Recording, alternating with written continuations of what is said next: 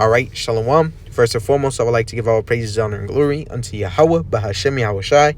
Double honors to the sincere apostles and elders of our great millstone, who are my teachers. And peace and salutations to you brothers out there preaching this word in truth and sincerity. This is the brother Yawasap with another lesson. And basically today, man, I just wanted to get into being sober and being vigilant. All right, because we know that Esau Edom, all right, is planning something nefarious. All right, and that he's walking around as a lion, as we're about to read, seeking whom he may devour. Okay, and we're seeing the end of Esau's kingdom become very manifest. All right, with this whole Israel-Hamas war, we can see that the Lord is gathering these nations over there in the Valley of Jehoshaphat, being the so-called Middle East. All right, and so it's important that we are more focused than ever, man. All right, and so without further ado, this is going to be the book of 1 Peter chapter 5 and verse 8, and it reads, "Be sober, be vigilant, because your adversary the devil, as a roaring lion, walketh about, seeking whom he may devour." That's right. And how is he walking about, seeking whom he may devour? All right, he's setting up all these laws. All right, he's manifesting false flags. Okay, all this propaganda, meaning that fake news that he sets up. All right, these are things that he's doing, trying to catch those who are not grounded in Yahweh B'Shem Yahushai off guard. Take them out this thing, man. All right, because he wants to implement his NWO, which we know to be the MO to the T to the T to the B, the mark of the beast spoken about in Revelation 13, which we identified as the RFIDC hitman. All right, and so we're going to be seeing pretty soon, things not only get worse and worse, but we're going to be seeing soon that he's also going to be persecuting the saints. All right, so from here, and I have a couple articles that I want to get into as well, but I want to grab these precepts before. So Matthew chapter 24 and I'm going to start at verse 7. It says, "For nation shall rise against nation, and kingdom against kingdom, and there shall be famines and pestilences and earthquakes in diverse places." And that's what we're seeing, nation rising against nation. And it says, verse 8, "All these are the beginning of sorrow." So this is just the beginning. And so it says, verse 9, which is the point, "Then shall they deliver you up to be afflicted, and shall kill you, and ye shall be hated of all nations for my name's sake." And we see the separation that this Israel-Hamas war is causing between all these nations, man. All right, the ones who are pro-Palestine are being called anti-Semitic. So what do you think they're going to be saying about you Israelites, you so-called Negroes, Latinos, and North American Indians who believe you're an Israelite, man, who post these lessons, all right, who teach your people these things? What do you think they're going to be saying about you? All right, speaking of myself first and foremost. So that's why we have to be on our guard. We have to be on our watch, because the Lord hath made us watchmen. All right. And it says, verse 10, and then shall many be offended, and shall betray one another, and shall hate one another. So and that's where we're going to start seeing these nations rising against nations. We're already seeing that. All right, these people being offended about what other people believe in, man.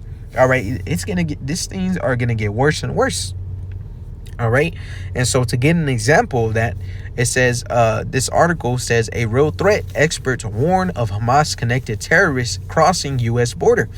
All right, and it says, and matter of fact, I'm just gonna jump right down to the point. It says, "U.S. Customs and Border Protection San Diego field office warns that Hamas may attempt to send individuals to the U.S. through the southern border." And so, they're claiming that they're warning these American citizens of the possibility of a threat, of a terrorist attack, but this is all speculation.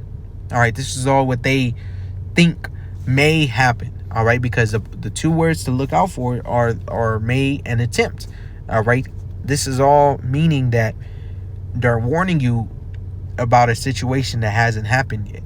All right, and we know that they're going to use 9/11 as an example, and we know that they're going to refer back to these things. And even Benjamin Netanyahu said that the attack on Israel from those Hamas group was Israel's 9/11, and we know that 9/11 was a setup. It was an inside job, And articles like this and situations like this, we know to be stepping stones to their real goal. All right. Because ultimately, what does Esau want to do? He wants to destroy you, so-called Negroes, Latinos, and North American Indians, man. Right? Wants to completely cut you off from being a nation. Wants to separate you from the Heavenly Father. These are his plans. All right. And so, the book of Psalms, chapter 119, and I'm gonna jump to verse 110, which reads,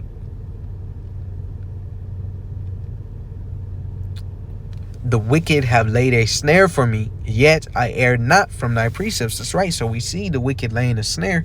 All right. But we don't err from the precepts, man. Meaning we're not going to give this up. We're not going to start eating pork or committing sin knowingly, knowing that we're going off, and we're not going to do these things.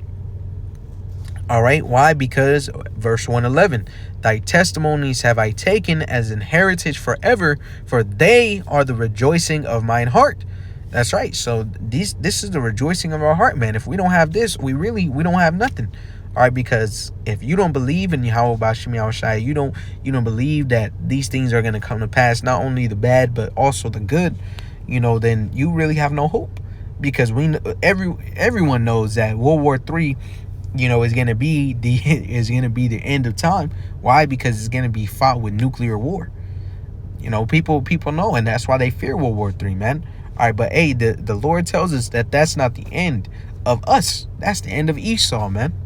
All right, and him and his power and his rulership, and then he's gonna go into some chains. All right, and then after 1,000 years of hardcore slavery, he's gonna get tossed into a bonfire and cut off forever. And that's our hope, that we eventually be delivered from his hands.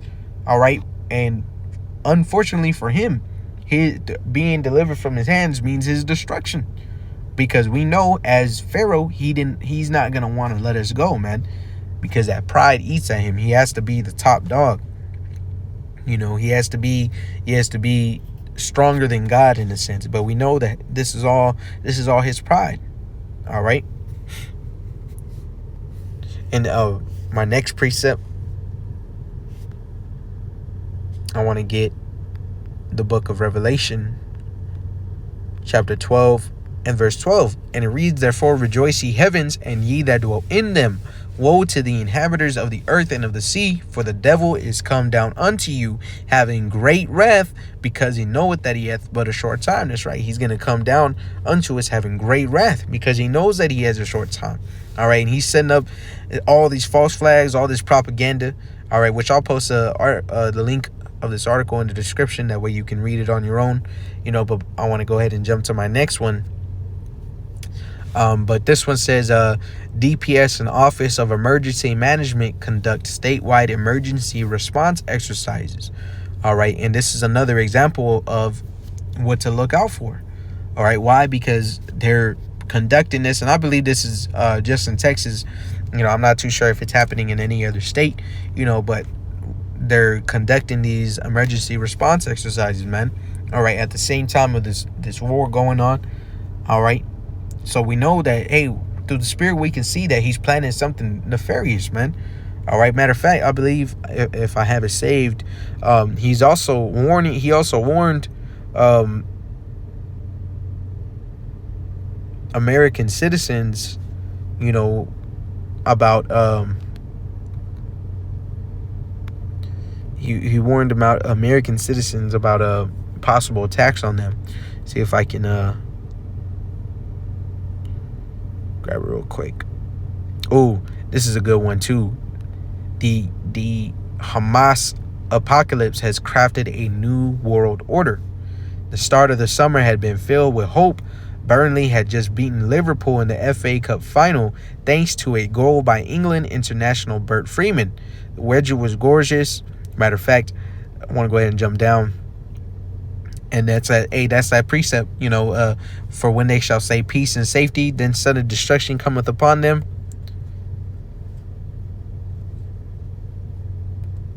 Look, it says the Middle East region is quieter today than it has been in 2 decades. He said at the Atlantic Festival on 29 September. 8 days later, Hamas began an attack that resulted in the deaths of more Jews than on any day since the Holocaust. The horrors of those scenes are almost impossible to describe, from the festival goers mound down in cold blood to the taking of hostages, many of whom are women, children, and elderly. All right. I'll post this one in the description as well, but this isn't the one I wanted to get. Might just be in my notifications. Okay, yeah, right here.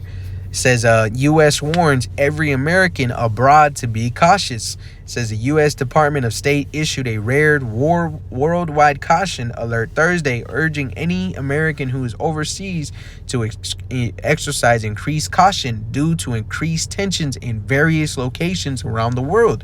It says the U.S. said there is also an increased potential for terrorist attacks, demonstrations, or violent actions against U.S. citizens.